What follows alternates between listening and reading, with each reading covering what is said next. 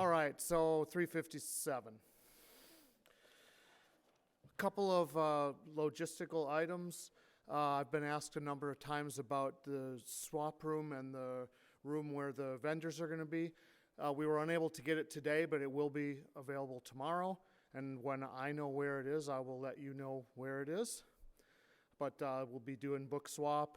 I know Randy Galki will be there. World War I Historical Society, I think, will be there. So by all means, check that out tomorrow, and we'll tell you when. Dinner's going to be after the next session and a half. Shuttle bus will go back to the hotel after that. And then tomorrow morning, shuttle schedule, depart from the hotel at 9:15, and departure from the museum at the end of the day at 5 o'clock to go back to the hotel. Now I just have to find another geologist's bio, because today is Geologist Day here at the seminar.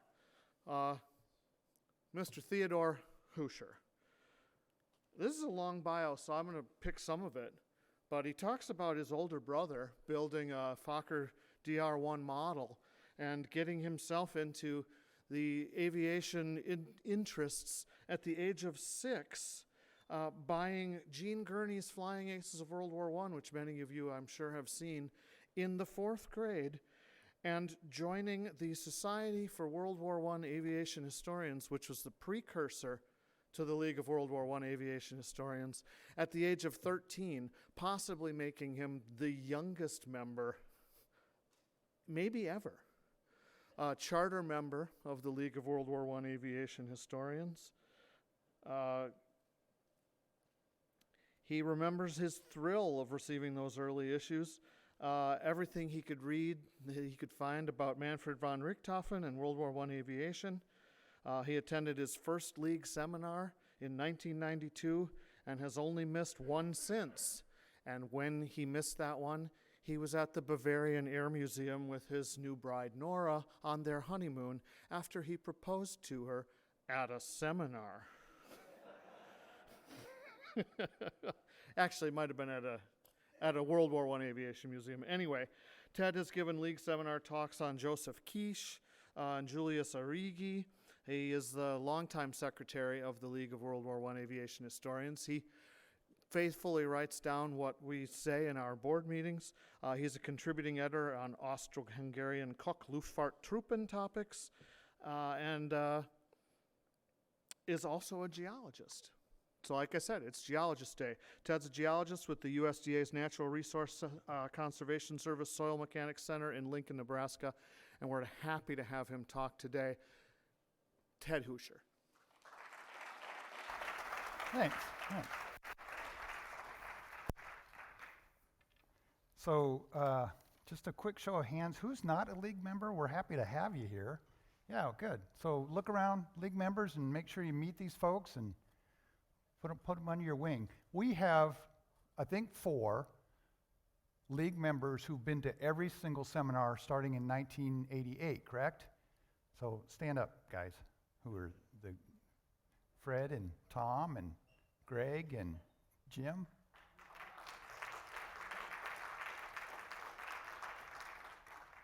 And that spectacular event happened before the League seminars were even on my horizon. I don't even know how I could have missed that, right? You had, you had 3 American aces at that grand event as well, too. Okay, so I wrote down a few little notes before we get started into this. As Dan's pointed out, 2 geologists in one time. This is like landmark, right? 2 geologists back to back, unheard of. And yesterday, Doug, at the wine tasting thing in the evening, talked about geology too, regarding wine growing. So we're getting a little bit of overload in geology this go around, but it's important. So we're going to cover a lot of ground, pardon the pun, at these symposiums and seminars regarding aerial observation, geology, the geology influences, which sometimes dictates battlefields, including Gettysburg, Vicksburg, the Chemin des Dames, right, the Pacific, Just keep that in mind in the back of your head when you're studying battles. So we should be aware of that. And I wanted to also thank Michael Hakens, who spoke this morning, for a crossover talk, right? He talked about the Lafayette Escadrille. I'm going to talk about some mostly air-related stuff, but it's related directly to what's going on the ground as well, too. So our first speaker, did he know, or is he here, our first speaker? There you are. You know, there's I don't know if it's a Wright Flyer B that's hanging in Dahlgren Hall at the United States Naval Academy? Yeah. So they obviously were there, right? And the remnants of that are there. So the Wrights did have some interplay with the United States Navy. So I have 2 stars around this. It says, keep to the script, right? So I have a lot of stuff to cover here, so I won't be dancing around out here much. Try to stay behind the podium here. Does anybody know anything about the Italian front? Yeah, go ahead and raise your hand. A few people. You're going to learn a lot today if you don't. So bear with me. It's not the Western Front, but it's very, very interesting. And Al, where's Al at? The Bois Le Pretre, I don't know how to say that, is Jurassic limestones. Okay, and that'll feed into my talk here in just a bit. So I'm going to try to pronounce a lot of Slovenian location names. So Dan and Pam and Al, you might want to go back a row. There might be spitting involved, right? Okay. So I need to give a bit of background information here. So when Carl and Dan organized the seminar, I volunteered to serve as a backup speaker to share a subject I'm quite interested in, the Italian front of the First World War. And it just so happens that I had this base talk kind of put together, and it was for Al, listen close here, the International Conference on Military Geosciences. You've never heard of the group, right? And it wasn't until recently that I heard about it. So it's a new field to me and professional group for me to explore, and where best to do that than at their 2019 conference, which was in Padua, Italy, right? And then they had a post-conference tour, and we toured the Italian front. It was fabulous. And I'm happy to say since then, I've given another talk to this group. Again, it's the military conference on International Conference on Military Geosciences.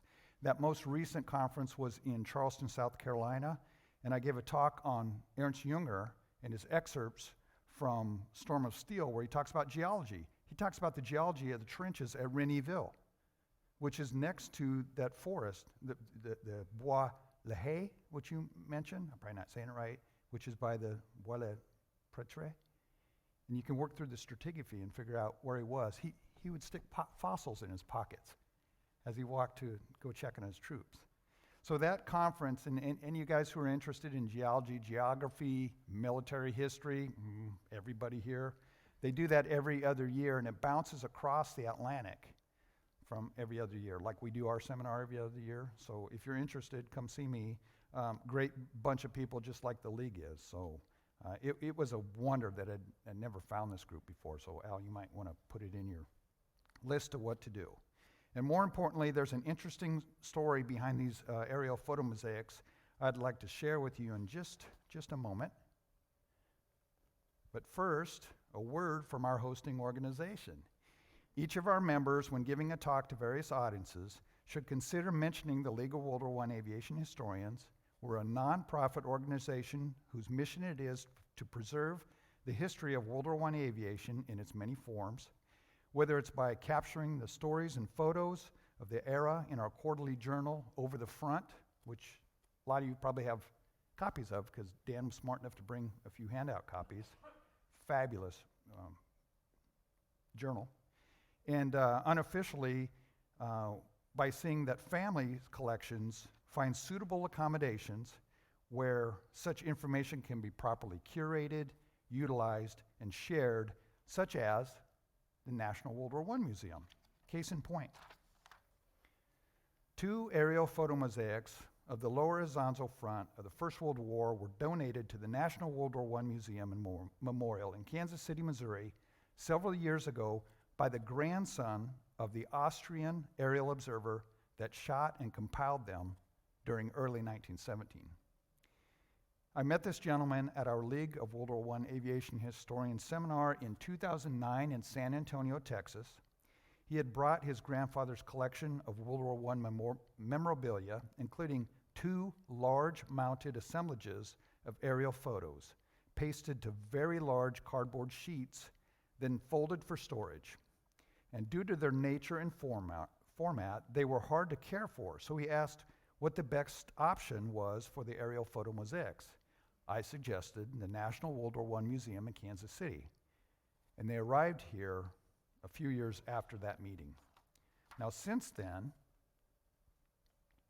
in the autumn of 2018, the National World War I Museum had the images captured using Google's ART camera, which allowed each to be photographed in gigapixels. And Carl, that's probably why my presentation is so massive in bit size, because I steal images from these things. This ultra-high resolution allows the viewer to zoom in and see fine details, and these digitally preserved images were posted to the internet at the URLs listed here, and I'll have another slide with this information. I'd like to take a moment to thank the National World War I Museum for making this a priority and utilizing their resources to do so. These web addresses will be repeated at the end of the presentation. These aerial images will serve as the core of this talk, and we'll look at the technology behind the originals, a little about the aircrew that shot the photos, geographically what they show, and more importantly, put them into historical context and perspective.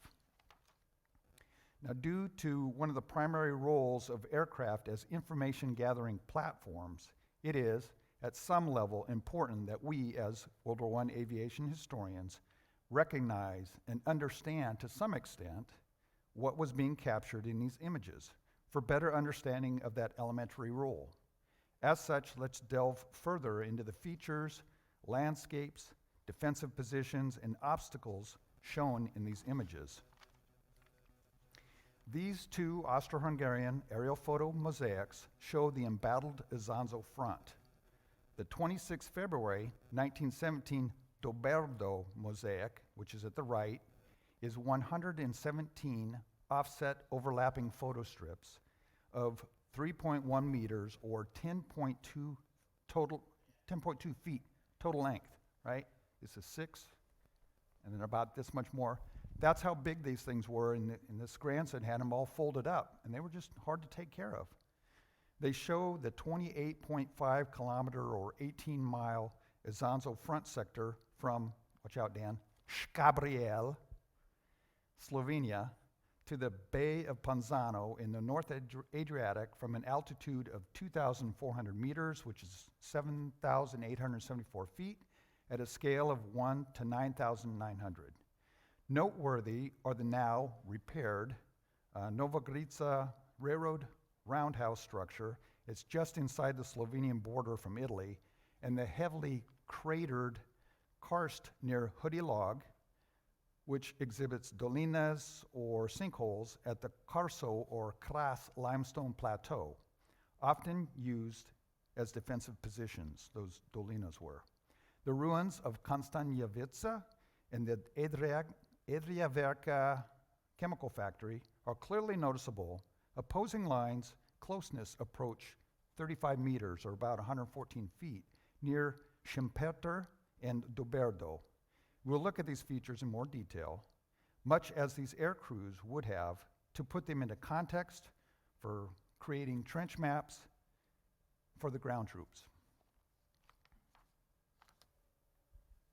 Mike, this is fabulous. This is huge, right? This is any speaker's dream, right? I digress. The 17 March 1917 Isonzo photo mosaic, which is at the left, is 99 photo strips arranged in a similar manner, but 2.6 meters, only 8.5 feet in length, and it shows the area further north, from the strategic Austrian foothold on the right bank of the Isonzo River near Tolmin to the Nova Gorizia roundhouse, a distance of 36.4 kilometers, or about 23 miles at a scale of 1 to 14,000. The combined route is shown here, overlying the modern aerial satellite imagery of the area. And the map at the right shows the location in northeast Italy, western Slovenia. Whoop.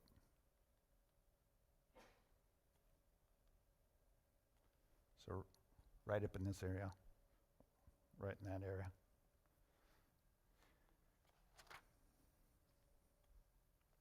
Aerial photo reconnaissance in its primacy during World War I was an intelligence gathering system focused on frontline positions, defenses, and lines of communication to better pinpoint enemy emplacements and assets for evaluating, prioritizing, and targeting the opposition with limited military resources. And I pulled that paraphrased quote out of Terry Finnegan's 2007 reference.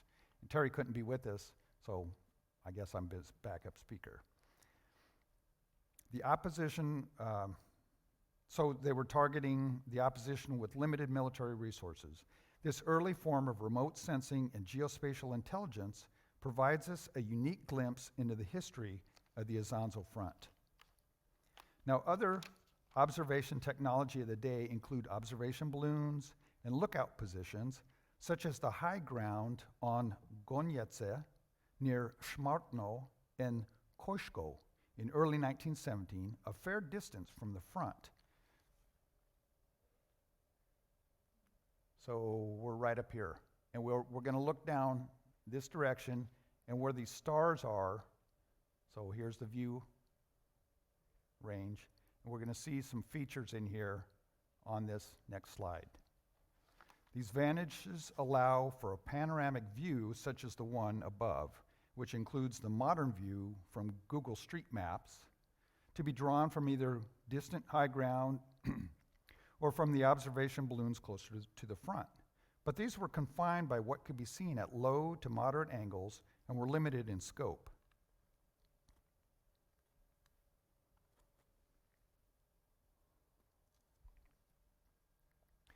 Overhead aerial photos provided direct observation and images with information that could be fairly readily converted into trench maps. Now back to our aerial photo mosaics, and a bit more geography and historical context may help you. Now you can see we're in northeast Italy along the border with Slovenia, but what got us here? Britain convinced Italy that if she would break ties with their old allies, the Germans and Austro-Hungarians, and go to war alongside the Allies, she would be allowed to take the Austrian province of Südtirol, or Trentino, and Trieste after the Allies won the war. Italy joined the fray by declaring war on Austria-Hungary in May of 1915, which of course the war broke out late August 1914. Italy's most logical move was to attack to the east along the Isonzo River and break through to Vienna, the capital of Austria. The purple area at the right side of this map shows the Isonzo Front. The overlapping irregular black outlines there are the footprint of the aerial photo mosaics that we'll be looking at. Obscure in the light of World War I? Not when you understand that Italy mounted 11 offenses in this area from June in 1915 to September of 1917, which resulted in more than 300,000 Italians killed just in that area, the Isonzo Front. Historical context of these aerial photos is important as well. We should consider what else was going on in the First World War during early February and March, and what this was leading up to. The front lines after the 9th Battle of the Isonzo, which occurred from the 31st of October to the 4th of November 1916, are what we see in the aerial photos from February and March, about the time of the Russian Revolution and abdication of Tsar Nicholas II, and about a month before the United States entered the war, perpetrated by events including the resumption of unrestricted U-boat warfare by the Germans and the Zimmermann telegram. And what was happening in the air at those dates? Just 2 days after the aerial photo mosaic on the lower Isonzo, Fulco Ruffo de Calabria brought down his 4th confirmed aerial victory at Gorizia, which is over here, possibly a fellow Flick 12 or Flieger Company 12 squadron mate of the crew that was responsible for taking these aerial images. Now, as mentioned, these aerial photos mosaics date from the 9th Battle of the Isonzo and precede the 10th Battle of the Isonzo, and more about that in a minute. But for this talk, we'll concentrate on what comprises the southern Isonzo front, that is, the portion from Tolmin to the Adriatic Sea, where these aerial photos cover the embattled Isonzo sector of the Italian front. These aerial photo mosaics were taken at the time for, quote-unquote, trench observation for infantry support, and allow us an isolated glimpse into the past of this border area.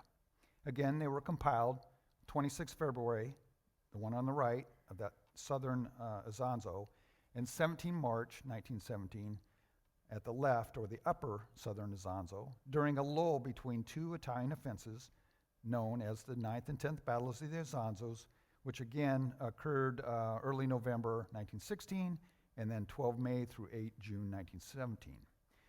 The mosaics display many interesting features telling the World War I era history of Northeast Italy as a snapshot from the perspective of geospatial intelligence technology of the day.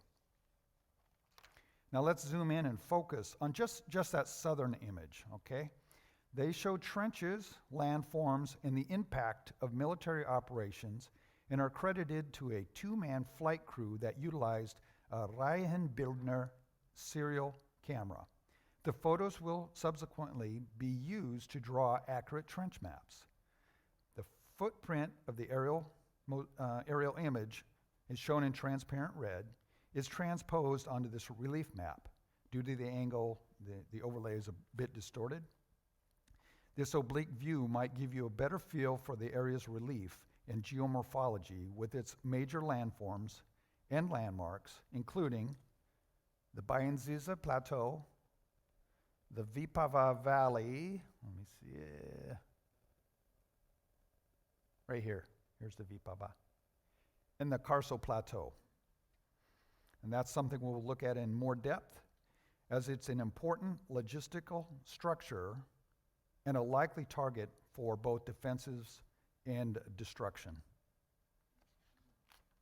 It's essential to go through these geographic and topographic details to show how this area fits into the greater scheme of the World War I Italian front, and why this Austrian airman compiled these aerial images from the southern Isonzo front.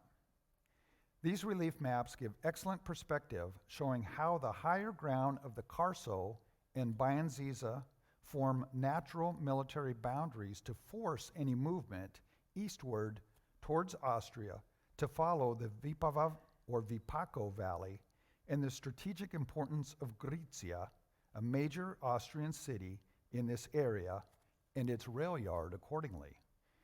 Its defense was also curtailed advance towards Trieste. Possession of that high ground is thus key to any progress of Generalissimo's, Cordona's, Italian forces in defense or blocking by the sparingly distributed Austro-Hungarians. Having good, up-to-date intel in the form of aerial photos was critical for this particular area in the military situation at the time. Now, these aerial photos were taken very roughly halfway through the war of the Italian front. Remember, it started later than what happened on the Western Front? For the Italians began about 10 months after the outbreak of the First World War. Now, by this time, the Italian army had fought 9 battles of the Isonzo when these photos were taken. The Austro-Hungarian armed forces were sparingly spread, fighting on 3 fronts: Russia, the Balkans, and Italy. So holding the high ground of the Carso was critical, and having good trench maps became all the more important. The first major offensive of the Isonzo Front occurred just a month after Italy's declaration of war on Austria-Hungary in May of 1915.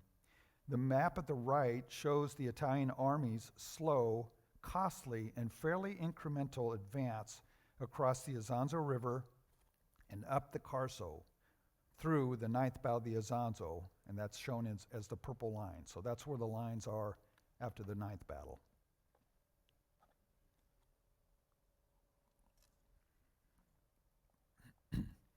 After 226,000 total casualties were incurred by the Italians, they achieved a major victory during the 6th Battle of the Isonzo in August of 1916, capturing Gorizia, Monte Sebusa, east of Reggio Puglia, and Monte San Michele.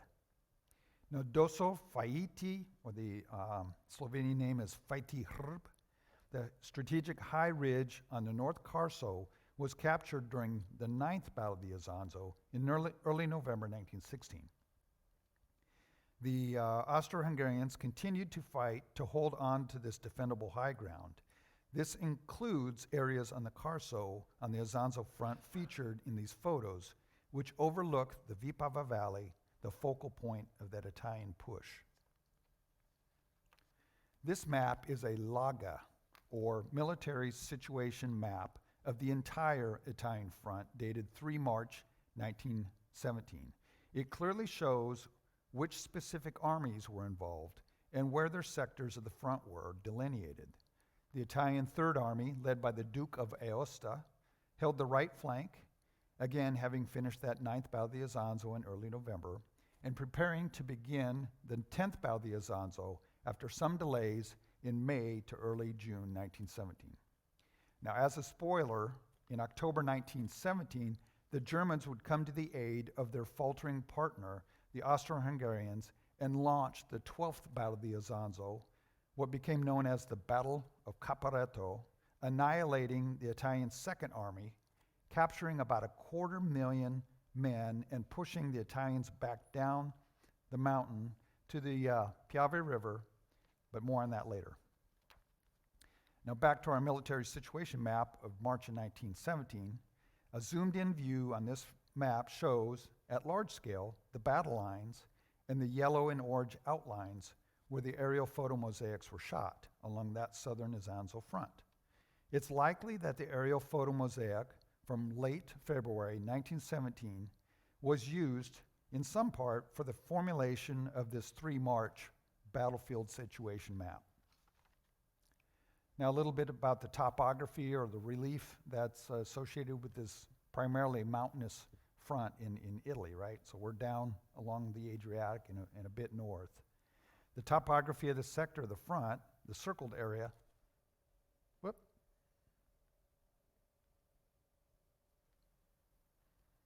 shows the approximate average elevations above sea level of the Bainsizza, about 400 meters or 1,312 feet, the Vipava Valley, which is about 50 meters above sea level or about 164 foot, and the Carso at 334 meters average, about 1,096 feet. The rest of the Italian front was much more mountainous, as you can see. The southern aerial images were shot at an altitude of 2,400 meters or about 7,874 feet. The area in pink shows the area of the battles from May 1915 to October 1917, before the fall of Caporetto. So you can kind of see, it would have been pretty tough to send all your troops through all this high ground, even in these valleys, because, they were isolated. You could get the guns on top and fire down in here, but it just kind of made sense to come through in this area. So that's what we're trying to show there. Now, each of these aerial photo mosaics has a header and a footer, giving us the basic parameter information about what is shown, beginning with the northern map. Starting at the top, that RB is abbreviation for Reihenbildner Geräte Aufnahme Nummer 2, or Series of Image Recordings Number 2. It was shot by a short-range observation squadron aircraft equipped with a serial photo camera mounted in a 2-seater aircraft. This one's composed of 99 aerial photo strips arranged in an offset and overlapping manner to form, as the footer informs us, a length of 2.6 meters or 8.5 feet, accurately showing the 36.4 kilometer or 22.6 mile extent of the Isonzo front from Tolmin, Slovenia, to the Gorizia train station at a scale of 1 to 14,000 on the 17th of March, 1917. The altitude of the photos taken here is unmarked. So you see where I'm getting all this information. So this is the top, this is the bottom, this is up here, this is down here. Just blew that up so you could read all that. Now, it was shot by the aircrew of Fliegerkompanie, or Flying Company 12, and the flight crew was pilot Hauptmann, or Captain, Arpad Gruber, and Beobachter, observer, Lieutenant in der Reserve, or Reserve Second Lieutenant, Alois Erlach.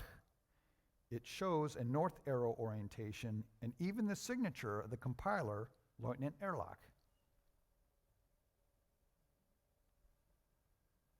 5 detail inset numbered boxes on the lower Isonzo aerial photo mosaics, numbers 1 through 5, is what I've drawn on here in the red boxes.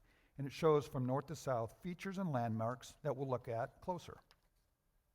Starting with that inset number 2-1 at the top, at Tolmin, just west of the Tolminka River and its confluence near the downstream sharp bend in the Isonzo River.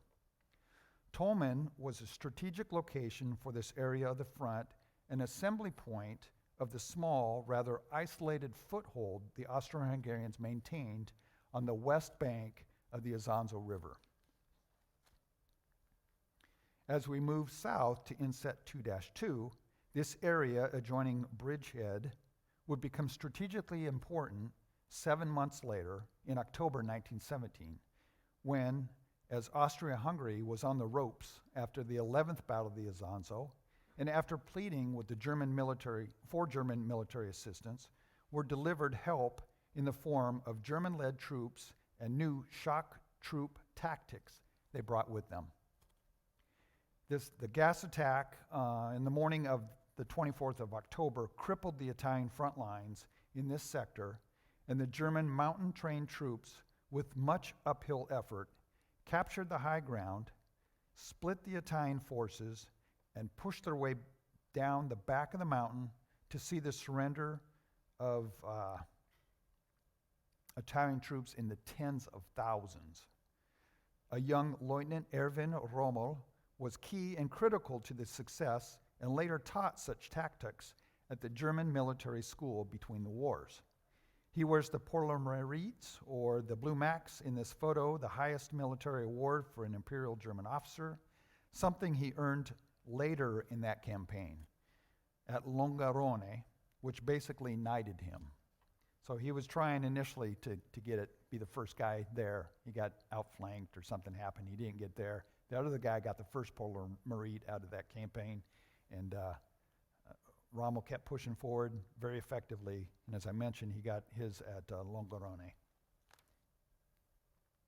Now moving southward, we see the bend in the Isonzo River at Plava, and the trench lines at the top of the mountain just to the east.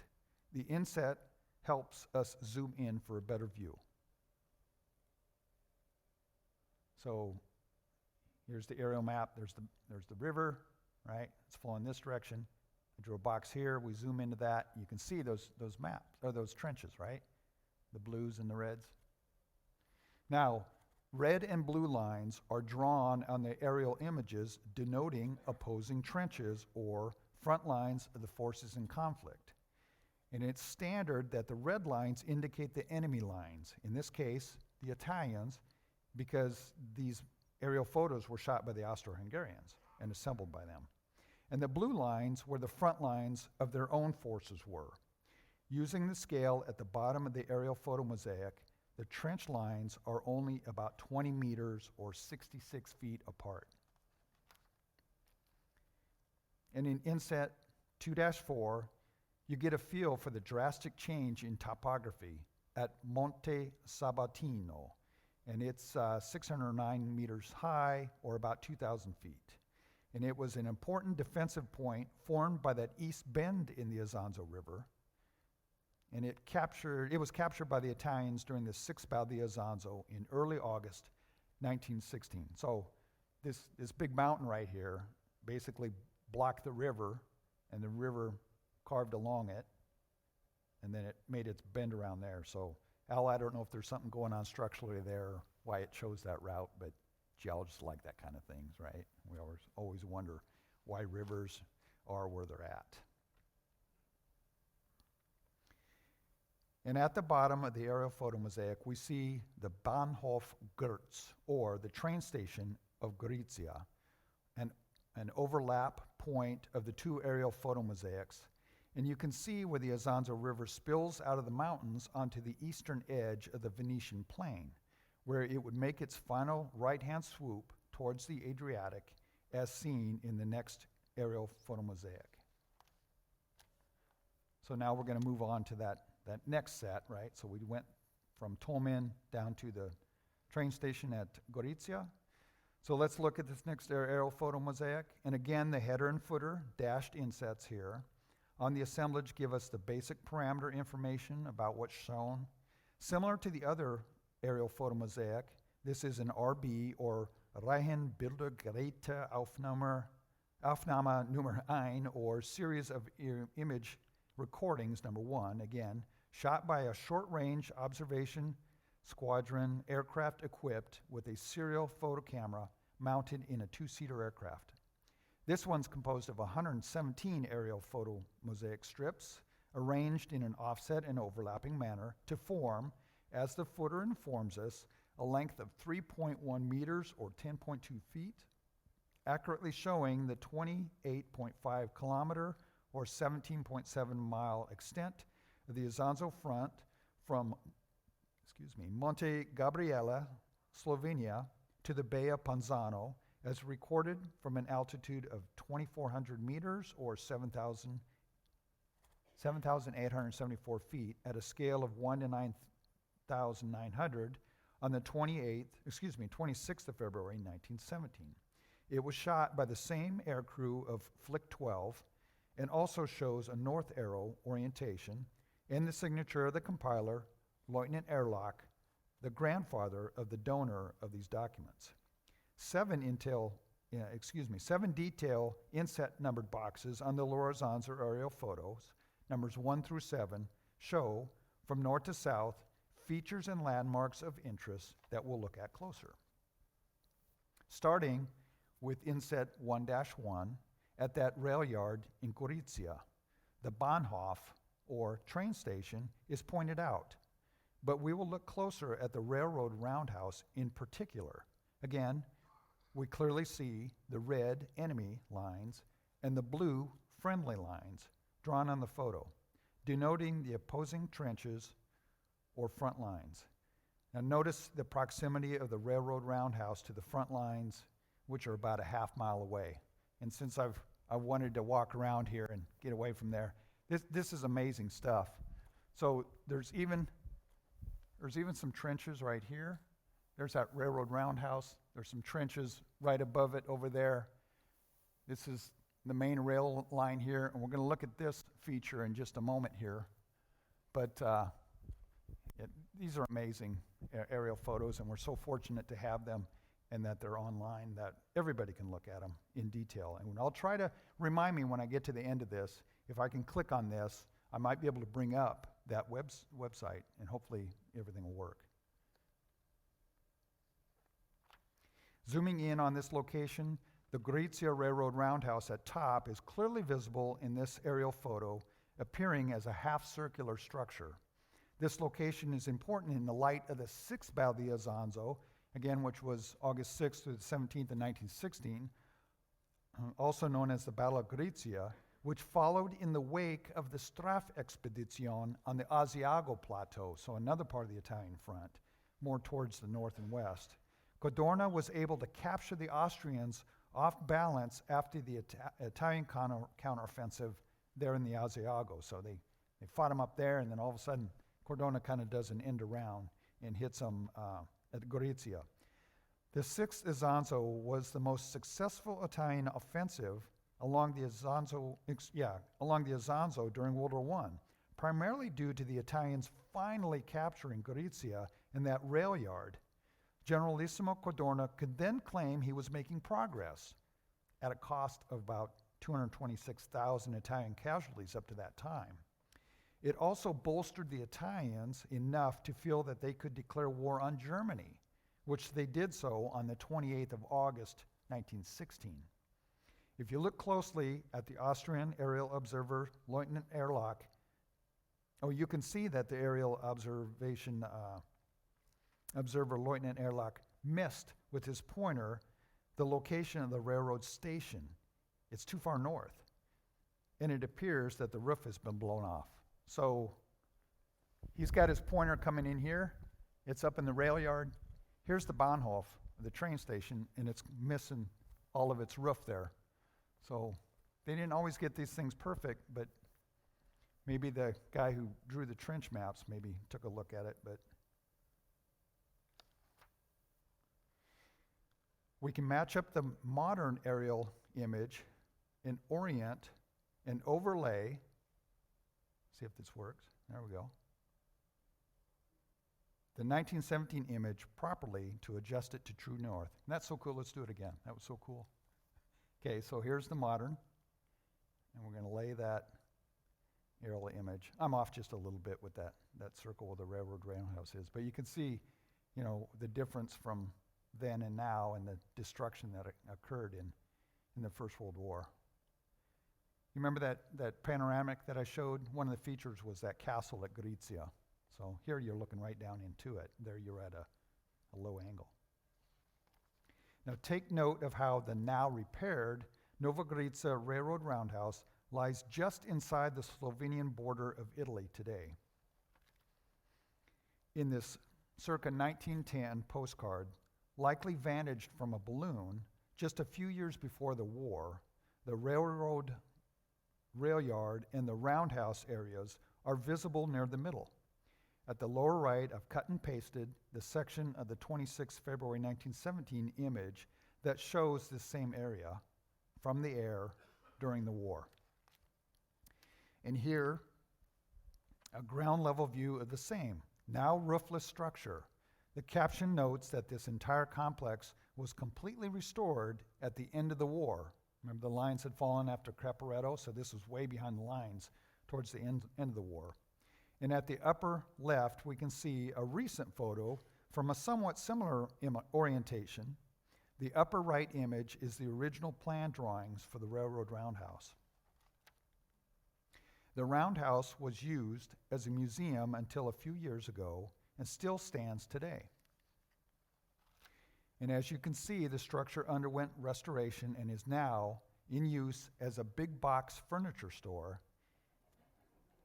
And there's a neighboring store with the name of all things, Teddy. And just outside the front doors of the Nova Gorizia train station stands a plaza with a marker showing the border between Italy to the west, Slovenia to the east. This plaza marker is about 2,000 feet as a crow flies from the front doors of the railroad roundhouse. Now this is a World War I era photo of the old Gorizia cemetery, and it may give you an idea of not only the defensive barbed wire used, but also how those commanding heights were critical at Sveta Gora and Škabriel. That's where the Austro-Hungarians mounted their defenses after the city had fallen. They were nearly unsurmountable obstacles that the Italians faced after the fall of Gorizia. And there is a memorial in the area, and it's even got an airman on it, which is interesting. The next close-up from the aerial photo mosaic number 1-2, near its upper middle, is near the area of Gorizia, along the main north-south road of Vipava. So this is just south of Gorizia, and we can zoom into this boxed area to see. Okay, we're going to look at this area. Let's zoom in. Recognizable artillery shell and bomb craters. They appear as fairly distinct circular shapes with a white ejecta rim caused from the explosion and material being thrown out of the crater. These can be readily found in the alluvium along the Vipava River Valley near Bilia, along the Adriatic shore near Lacerte, and especially in the heavily overlapping cratered and densely trenched areas here east of Vipava. So these are softer materials, right? It's not rock. So when a bomb goes off, stuff goes flying, dirt, everything else. Now in this wartime photo, it gives one an idea of what that crater field looked like from the ground. The terrain map shows that we're east of the Isonzo, north of the Vipava River, and just west of the foothills in this area, that key corridor of the Italian military incursion to the east. Notice the foothills, or the high ground, shown on the horizon in the wartime photo, and we're facing west here. And that's the location of, I'll show you the location of Vipava, Faiti Hrb, and Konstanjevica, because we're going to talk about those in just a minute. So, Carso Plateau, Vipava Valley, the Bainsizza. Okay, so Vipava is the town with all the craters that we're looking at. We're going to be looking at Faiti Hrb and Konstanjevica. And these are up on that plateau, that high ground, that the Italians want to capture, because if they're going to go up this valley, which is the easiest route, they need to hold that high ground. Faiti Hrb formed a backbone ridge of the northern Carso, overlooking the Carso itself, Gorizia, and the Vipava Valley. This was a formidable defense in and of itself, and was contested over several times by the Italian troops. It fell to the Italians during the 9th Battle of the Isonzo on 3 November 1916, which preceded these aerial photos. So the Austro-Hungarians were very interested in any developments here to find weak points for its possible recapture, and thus a focus for aerial photos and the information that they gathered here. Now these wartime photos show both views of Faiti Hrb and commanding views from Faiti Hrb towards the Vipava Valley, which is in the right foreground there, and at middle ground, Gorizia and the Bainsizza. You can see why this was a strategically important area. So that's what it looks like. Looks like a backbone, right? Kind of hills like that. And the Italians had captured it. The Austro-Hungarians wanted it back, so they wanted to see what was going on from the air with regard to Italian defenses and builds up. And so we're probably up here looking towards the valley, into that Vipava Valley, and this is the Bainsizza, and that's Gorizia.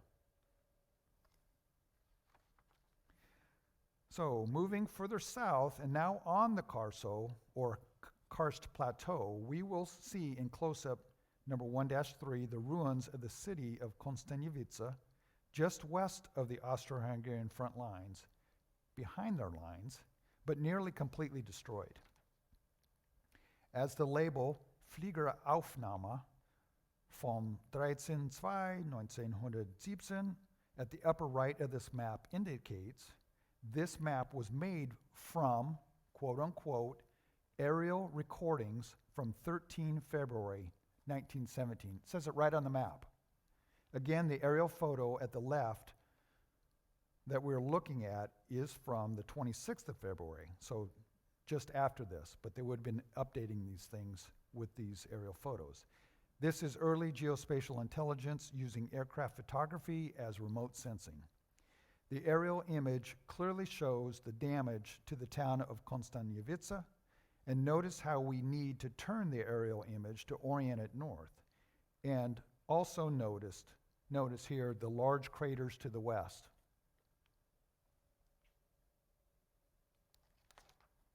Indeed, these are not large artillery craters. Instead, they're karst features. Okay, this is where the geologists get a little bit excited, right? Now, this is the type locality of karst. The Italians call it Carso Plateau. The Slovenians call it Kras, and the Germans call it Karst.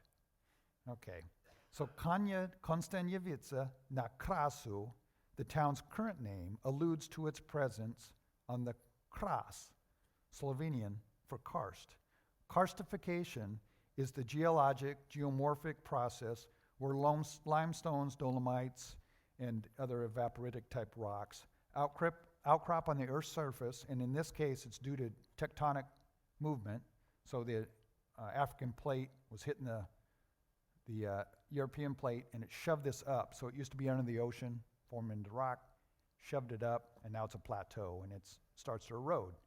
Well, these limestones, calcium carbonate, when it rains, the water picks up a little bit of acidity, and it starts to melt and crack and the like. So you can kind of see that due to tectonic movement, and thereby it exposes and it leaches and dissolves due to atmospheric water forming sinkholes, dolines, and caves.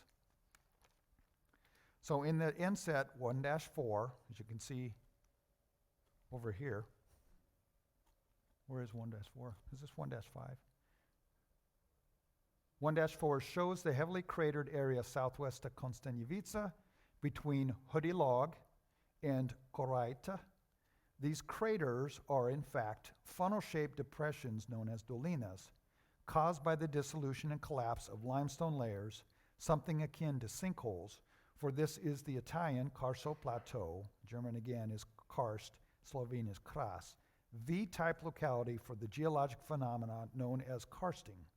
Karst landscapes are generally rocky, barren land with a high density of dolinas, caves, caverns, and sinkholes that form in limestone and dolomites. And they may exhibit subterranean drainage or underground rivers because it doesn't stay on the surface. It finds the cracks and makes its way under it because this is limestone. It's all broken, fractured. So it may they may exhibit subterranean drainage, so may lack apparent surface drainage accordingly. This is especially true in the area of Di Vallone, located west of Hoodie Log and east of Doberdo. This is a close-up, about a 92% zoom of the image on the right, which allows us to clearly see the crenulated frontline trench systems marked in straightened red enemy and blue friendly lines, while secondary lines are generally unmarked but plainly observable. These depressions were used as defensive areas, somewhat protected from direct fire, and they were utilized by the Austro-Hungarians that generally held the high ground in this area and had features like shelters, dugouts, concealments, and command posts, and sometimes field hospitals and ammunition dumps built in them. Now, as a geologist, these catch my attention, and contrarily, artillery craters are generally smaller with a lighter ejector rim, as we saw at Vertoiba. So these are fairly large.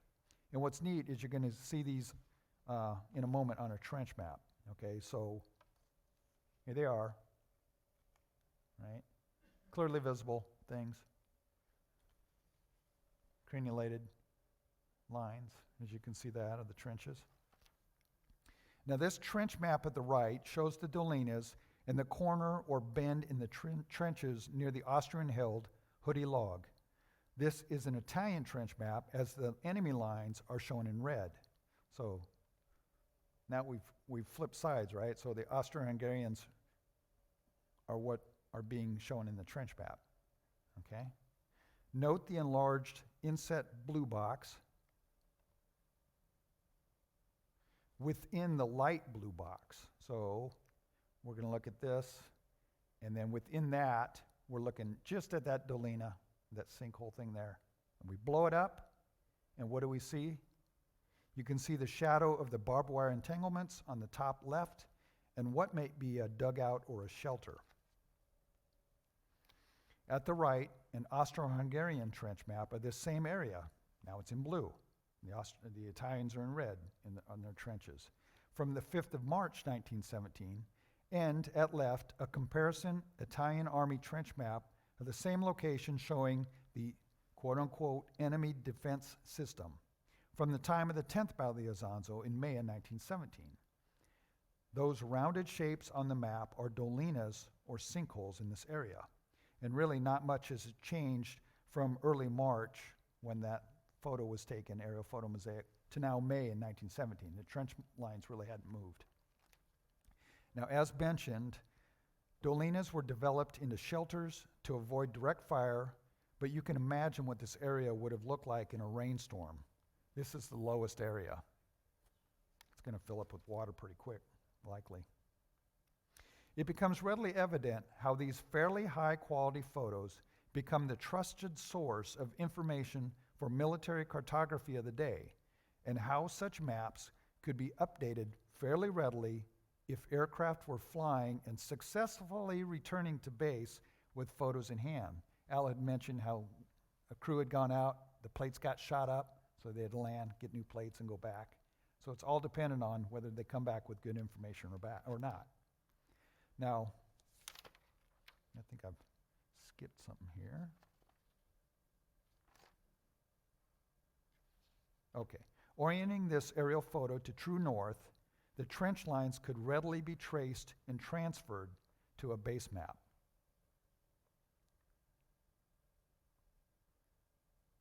So there's the trench map. Let's do that again. Okay, that's the aerial photo. And they can take all those lines and just overlay them on a base map to show the trenches.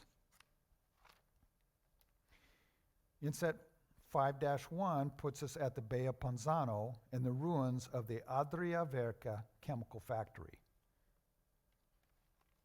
Zooming in, bomb and artillery damage to the Adriatic chemical factory near the south end of the aerial photo mosaic and where the Italian lines end at the North Adriatic are clearly visible.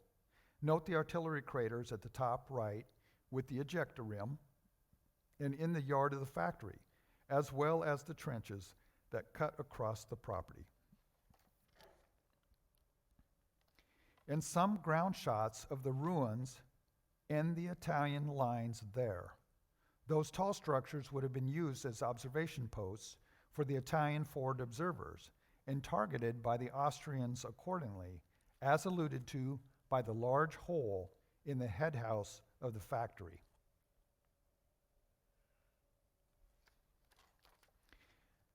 Inset 1-6 is, whoops, I'm going to move forward here. The extreme southern sector map shows at top Lake Doberdo, a large battle site from 1915 to the Adriatic, as seen on both the aerial photos and the zoomed in area on the trench map.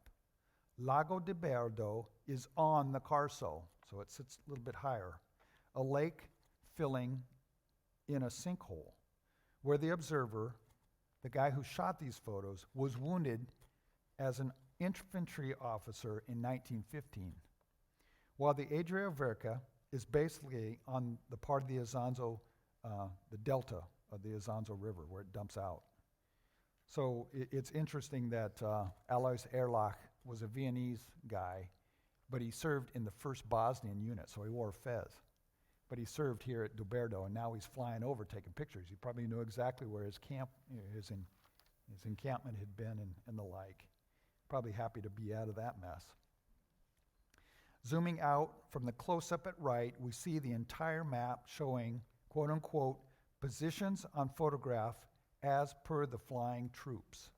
That is, taken from the aerial photos and noted accordingly by those that use them to build the trench maps.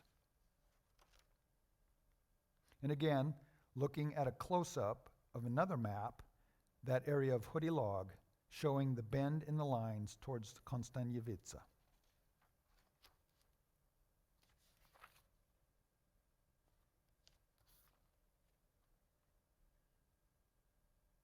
Okay.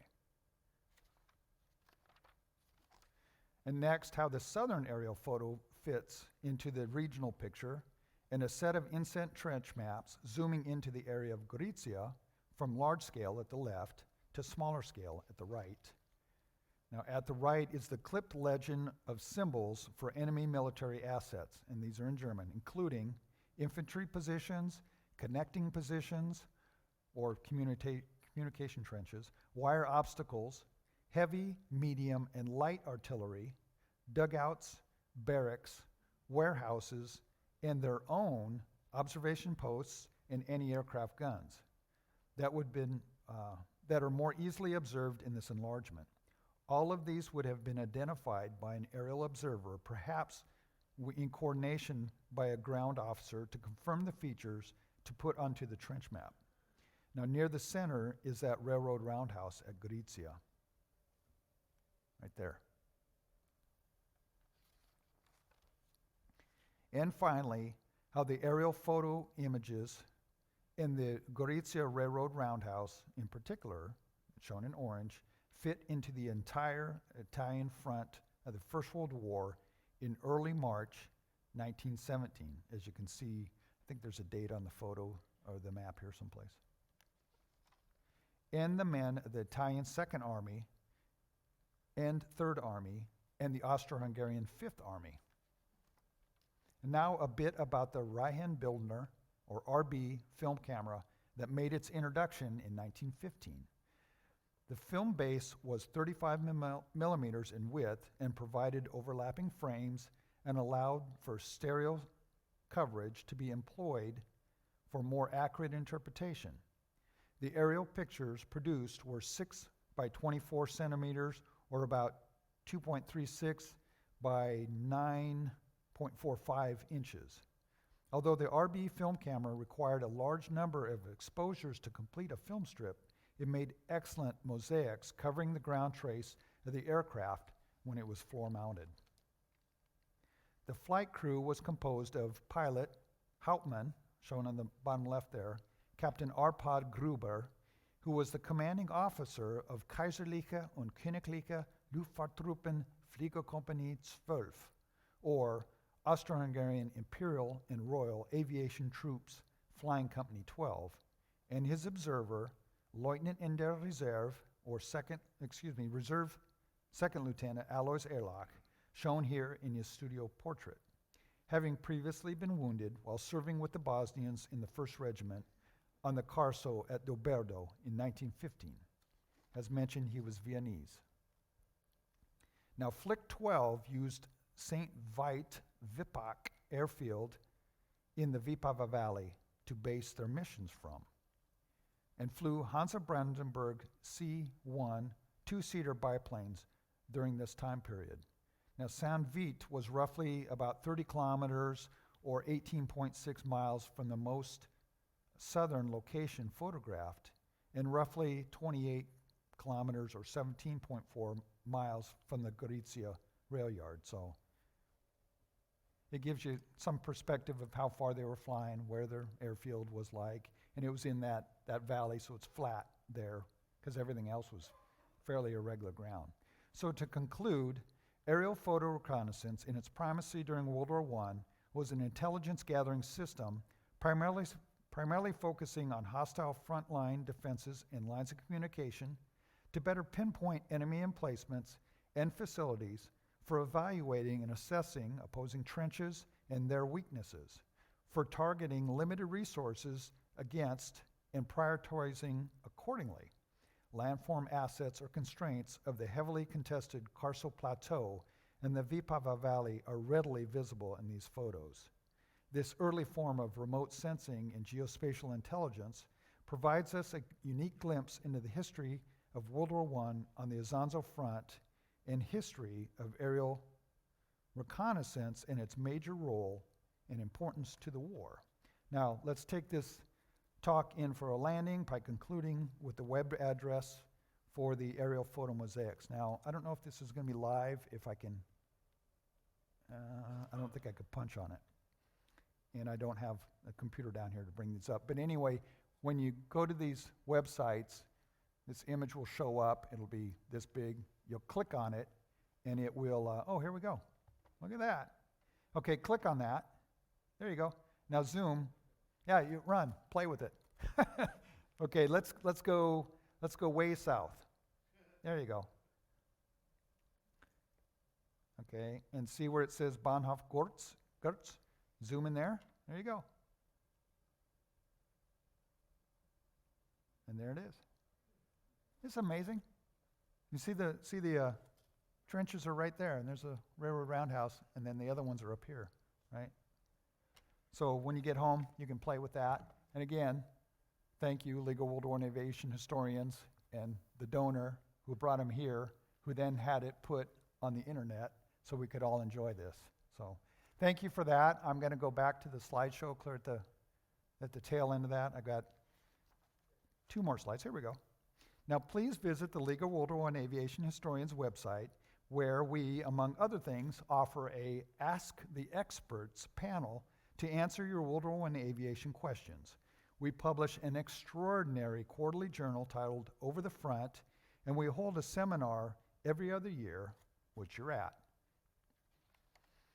So before I answer questions, the fellow at the left is Lieutenant in the Reserve Julius Kenda, or Julian, he went by both, as an aerial observer, tasked, like Flick 12 squadron mates, because he was in Flick 12, his squadron mate was Lieutenant Erlach, to take photos of the front, risking his life in the process.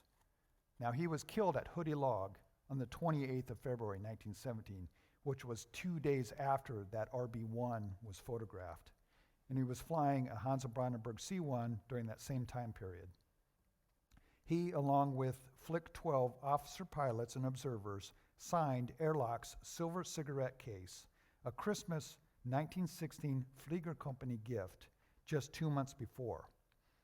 Erlach's pilot, Captain Gruber's signature appears as well. Now, at least 2 Italian aces brought down Austrian observation aircraft on this sector during this time period, including Kenda. So I was going through my slides, and my daughter says, and I showed her this, right? You know, I got this endearing photo of her when she's little, and here she's grown up. And now they're even older. So Drew's 21s, Elise is 18. So I showed her this, and I said, we got to get a new photo, a more current one. And she says, how did you Photoshop Drew, her brother's photo, into this? I said, that's Kenda, that's not him. She said, that looks just like him. And it does. I would have never noticed that. I'm just the dad, right? So anyway, bless her heart. So, any questions? Just a comment, Ted. Sure. What a wonderful, wonderful presentation. Come on down so we can hear you.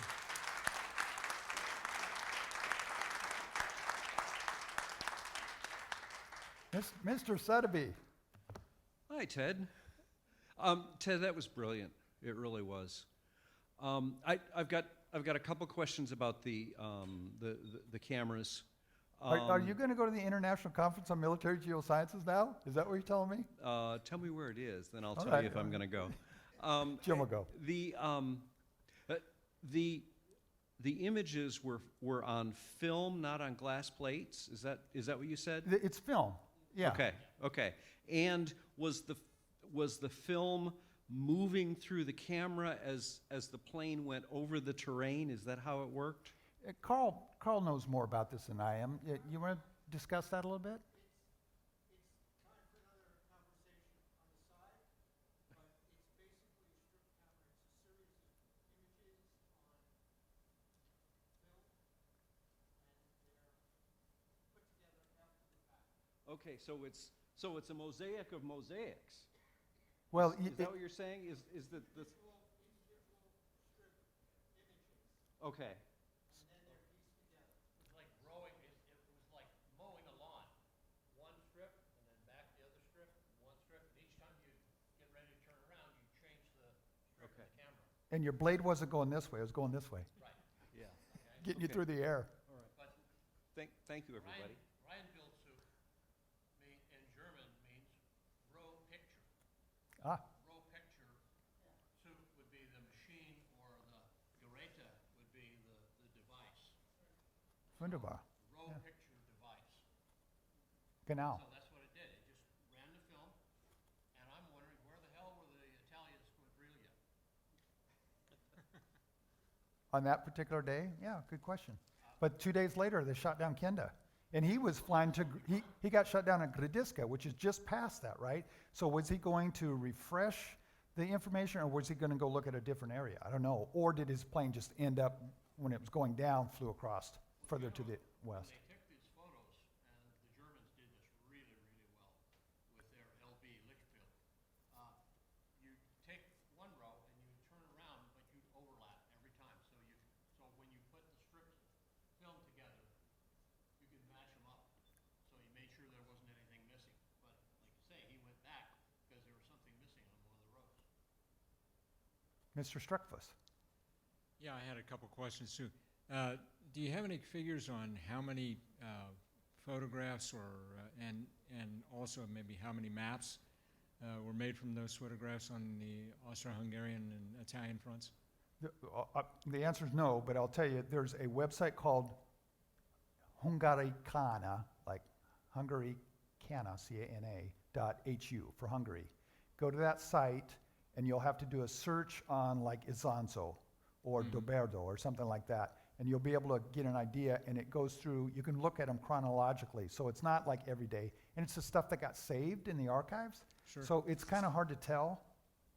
Well, on the Western Front, the Brits took, made, I should say, about 34 million maps Wow. over the course of the war from aerial photographs. The other question was, is there any kind of endorsement from an Austro-Hungarian or an Italian commander in the manner of Hindenburg's statement about Tannenberg, that without flyers, no Tannenberg? Is there any kind of specific endorsement from a particular battle or an engagement where an Italian or an Austro-Hungarian commander said we couldn't have done this without the aerial photos? Not to my knowledge, but I haven't read everything either. It's kind of scarce information, you know, that being such an obscure Yeah, those front. are kind of the holy grails of Yeah. in terms of connecting this to the Yeah. you know, the aerial So, action. to you the know, war. and who at the Hindenburg level, you know, Yeah. von Hotzendorf or who do you want to make the statement? And maybe it was a lower Well, who you lower have? command, yeah. Who you got? Von Hotzendorf, or who do you got? Yeah. I don't know the answer. Yeah. Okay. All right. Yeah. Well, thank you. And Yeah, let me echo congratulations. Wonderful presentation. thank you, thanks. Ted, a couple of more points. That's high praise coming from Jim Streckfus. If you're going to make a couple more points, step down to the mic, please. Oh, okay. I thought I was being loud enough. You are, but I don't know if everybody can hear you. Oh, okay. All right, there was a couple of things that stood out from those photos. One was when the Italians kept attacking across the Isonzo, it was a river valley, so they would attack, try to take over a bridge, and then they'd let the soldiers come across, and then the Austro-Hungarians would blow up the bridge, trapping the soldiers. And if they made it across, the river valley was steep, and there was absolutely no cover. And on several of the pictures, you saw that a goodly part of what looked like the ground cover was shale. And so these poor Italian guys were clambering up this shale, trying to get to the top, with the Austro-Hungarian guys using their machine guns to blow them off the ridge and everything. And they just got slaughtered. And that's why at, what's the name of the pardon me? Caporetto. Yeah, Caporetto, thank you. At Caporetto, the Italian casualties were about 10% killed and 90% POW. Because when the Germans and the Austro-Hungarians came in the attack, the Italians, who had had enough of the slaughter from Cadorno, said, "See you later." They threw their weapons down and ran into the arms of the attackers. Mostly when you see a big offensive like at Caporetto, mostly you see the defenders with about 10% captured and 90% other kinds of casualties. And in Caporetto, they switched it because the soldiers were so fed up with this whole thing. Because Yeah. Cadorno also was infamous for taking large groups of his own troops and saying, "You were not energetic enough in this attack," and killing his own troops. Yeah, decimation. Yeah. So if the Italians were pinned down and like, we can't go forward, so they'd return, and then the officers would say, "You disobeyed an order." They line them up, and every 10th one they would kill. Decimation, 10, or a 10th, yeah. So if you ever get a chance to go to the Italian front, Steve Sotheby's been there. You can see that high ground that Rommel took. It's a hike, and it's crazy high up there. And as you mentioned, the Italian troops were just fed up with the way that they're being treated. They hadn't had a break, seen their families in years. Lousy equipment, lousy food, lousy conditions. Last one. Could you just go back to the page to the shot with the what URLs?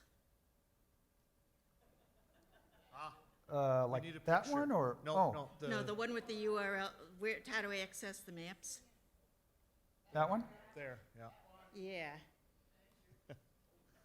While you get your picture, I will say that we are going to have dinner on the bridge about 5:30. Thank you. We're going to set up for that. They're currently in the process of clearing the museum, so what we have now for the next 15 or 20 minutes is your opportunity to come down and let us know what you're doing now. I'm going to keep it to a couple of minutes a person, if more than a few people want to talk. And then you might know who to talk to at dinner or who you might want to see further. Thank you, Ted. Great presentation. And thank you up in the booth, Jake and Julian. They didn't mention it enough, or they mentioned it plenty in the first seminar, but they're up there working their tails off to get all this done. So thank you. Mike. Do I get to pick which microphone I use? Does it matter?